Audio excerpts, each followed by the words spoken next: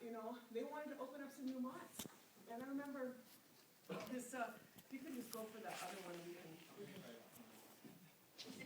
is my new friend. Anyway, so, they wanted, I just remember that there was this new uranium mine, it was Exxon, and they had like 400,000 acres. They leased totally in violation of federal law, because that was when the U.S. had federal laws. Okay, wait, where's that other one now? See, that's her. Isn't she cute? Okay, now go for that other one that I showed you. The other slide, okay. Yeah. Okay, so, they said, I go down there and I said, I'm sick of researching these people, frankly. I don't want to, research them from the university. I want to go work for them. So I went down there and my job was to take these documents that were written, in federalese. You know what I'm saying? This picocuries per liter, rads. They change, I don't know if you've noticed this, but they actually change the vernacular every few years, and they change the recommended daily allowances of things that you're allowed to put in your body. It kind of seems like a little bit according to who's in power, And so, my job was to take those and translate them into English so that someone could understand them, right? Which when you're trying to get informed consent in a community seems like a really good idea. People should know what it is, and they should know the history of the company.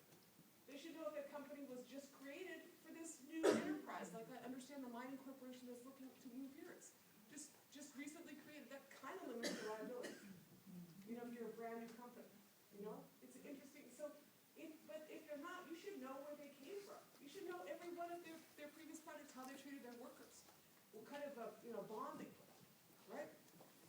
How their technology was, what's their safety record. That's what, how you're allowed to make good decisions, is if you know those things, So that's what I did, I researched those things. And then I go there and I find, the next thing I find is that there's actually not a word for radiation in Navajo. There's no word in these people's language to describe radiation exposure. And these guys are going into underground uranium mine shafts without any breathing devices and drinking water from the bottom of the mines, right? And that's what their federal government had done to them. The U.S. Department of Labor set them on the ground, worked for the Kerr-McGee Corporation, $1.62 an hour. And then this new company's coming out and saying, we got really good jobs for you. So I spent a lot of time testifying at hearings, and I spent a lot of time working in communities to say, this is really not a good idea. And we defeated a lot of those, we defeated all of the new mines on Navajo. We defeated every one of them. By 1982, they were closed down. And you know how they were closed down? Because not only did we work at the grassroots level to not get them permitted, not only did we we protested, yes, we protested, but we did every litigation. You know what I'm saying? Every administrative hearing, everything. Exhausted all our remedies. But the other thing we did is our communities, not that different than a lot of Native communities in Canada, were really geographically isolated. And nobody knew even where we were, right? They didn't even know where we were or where we were going to, And so we went to the companies. And I said, this is what our face looks like, And I remember being sent, as a really young woman at 18, to speak, at some of these places, and I was like, they're like, no, you gotta go. So I would show up there, with a Navajo uranium miner, and I'd say, you said that your uranium, your nuclear power is going to be too cheap to meter in this clean energy. Well, this is what we look like, and we don't want your money. And we organized with the anti-nuclear movement. And as you know, in the United States, a new nuclear power plant hasn't been built for a really, really long time. And that's because we went to every one of those. And all of these projects are really, really expensive. And the longer they're delayed, the more expensive they are. And the longer you fight them, the more expensive they are. And so, unfortunately, what we didn't do in the United States was stop the demand. And so what the United States did is what the United States does now, and what Canada does now, which is they externalize it. So in the case of the United States, instead of building more nuclear power plants, they built dam projects in northern Canada, right? And that's where all those dams came from. James Bay 1, James Bay 2, every one of them, right, was to fill the demand that was made by the lack of nuclear power. So what I learned from that, which I learned continuously, is that you actually have to go to the source of the problem, the level of consumption. If you don't change our level of consumption, we're going to have one problem after another. You know, we're going to hit one community after another. That's what's going to happen until we change that. And I happen to know that the people who consume more energy per capita than Americans are who? Canadians. You know, and so that is like, you know, at the center. As we look at these things, I mean, I'm pretty well seasoned at this. You know, I fly into Ottawa last night, and I was like, I felt like I was in an Orwellian world. I mean, I was like, I never saw so much advertising for pipelines and mining in one airport in my whole life. Well, actually, I did. I was in PNG, Papua New Guinea, in Port Moresby, which is like full of miners and missionaries. You guys don't look that different, right? You know, your color's a little different, but it's the same kind of economy, which is this, wow. You know? So, I mean, so in my experience, I've seen people fight off a lot of projects.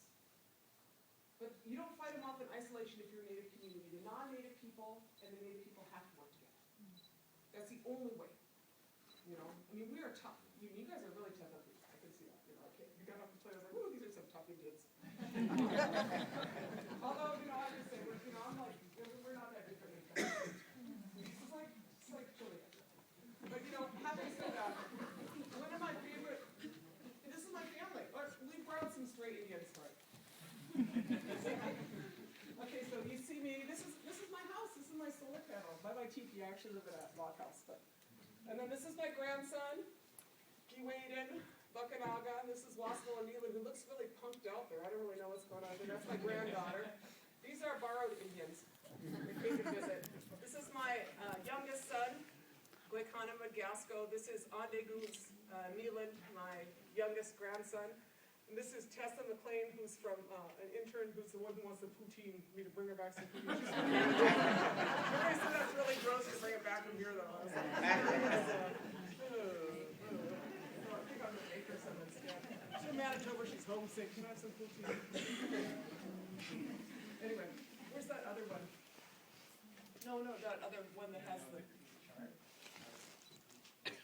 Go put it down in the corner. Oh, it's different. It's the one that's I'm here for So, I spent a lot of time fighting those projects, but what I realized is that, what a messy desktop. I'm really sorry. and it doesn't even actually look like that. It's like probably worse than that. Oh, he's like, oh, how humiliating. It's like you're in your laundry or something. All right. Not like my laundry. I don't care. I'm pretty the emperor has no clothes or whatever. I don't really care. So, you know, I spent a lot of time fighting one project after another. And, you know, it is a systemic set of issues of the level of consumption and our choices, a level of entitlement, frankly, that we perceive we should get all this stuff and that somebody else should produce it for us. I mean, I'm just being frank with you. You know, we feel like we should get bananas from Colombia, and you guys even get coal from Colombia, I heard. You know, I mean, we feel like we should get stuff from everywhere around the world, and it should arrive at a timely manner on our table so we can have kiwi fruits. You know, and it's really, really unrealistic, frankly. You know, you're spending about a quarter of world climate change is related to industrialized agriculture, a big portion of which is coming from places that shouldn't be producing it for us, right? You know, and then another chunk is coming from, right, there we go, the really evil, oh, so good. All right. You're going to have to not leave from that. And, you know, and then a good portion of our material goods were now, I mean, I was reading some study on the way over about how we're talking about how the U.S. is like meeting its climate goals. It's meeting its climate goals because they externalized all their dirty manufacturing to China. You know, so it doesn't really count. You know what I'm saying? And it doesn't count that the U.S. gets to say certain things because they externalized it to the tar sands. You know what I'm saying? It's like we have to really be because it turns out we're all really, really closely related, like 99.9% and stuff like that, right? So the scorched earth, I'm going to show you a couple pictures. You guys know this, unless you're in the Dick Cheney school or you know, Harper school. Okay. Next one. No, just go next.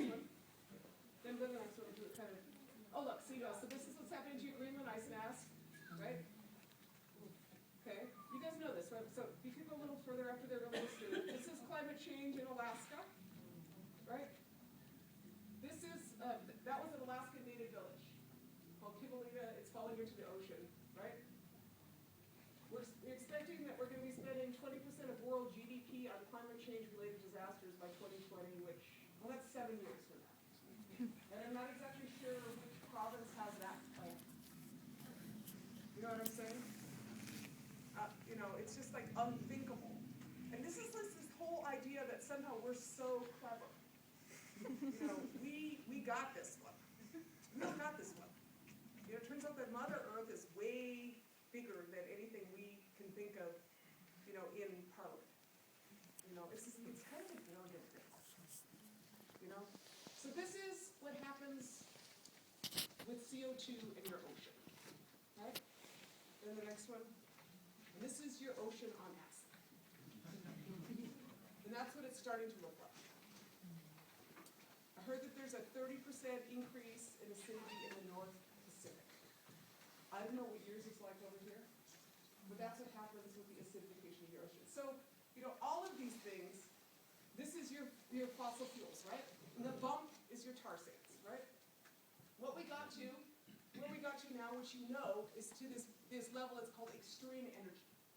That's what it's called. When you do things that you shouldn't do. I mean, not that we haven't been doing kind of some bad things before, but the scale is totally through the roof. Peeling back the earth, stuffing it into a pipeline with a bunch of chemicals and sending it hopefully someplace. They're praying for Keystone or your premier is out there doing really bad things in Alberta. You know, unspeakable. Right? You know, this is the cost of what it was in the United States, and that's why we love Canada so much. Single largest transfer of wealth in the history of the world is what's occurring right now, with the price of oil and the amount that is being raked in by fossil fuel companies. Single largest transfer of wealth in the history. Now, what this represents, you know, basically we're all addicts. We're all addicts. You know, we feel entitled to fuel our gas tanks, to charge everything. You know what I'm saying? I'm like right there with you. You know, I'm like, where's the charger? I mean, I had to plug that dang thing, right? You know, I mean, we are. And the problem with being an addict or being a junkie is that you do a lot of bad stuff and hang out with dealers. Right? And that's kind of where we got you in your politics. I mean, you guys have a really good case of that. You know, America's not far behind it. Dick Cheney was president, which is kind of the equivalent of stealing. You know, that's what we would be. You know, but we have to be honest that that's what's happened. And so we really do good at blindsiding. Because when you are an addict, you do a lot of denial. That's just the reality. You know, I deal with addicts in my own community. I know what they look like. You know, whether it's either alcohol, you know, or meth or prescription drugs, there's really a lot of rationalization. You know? I was reading this article on the way up about Timbuktu. They're talking about the Islamic, you know, forces coming in and like trashing the city and taking out a lot of the intellectual wealth of these manuscripts. You know? And this one scholar said,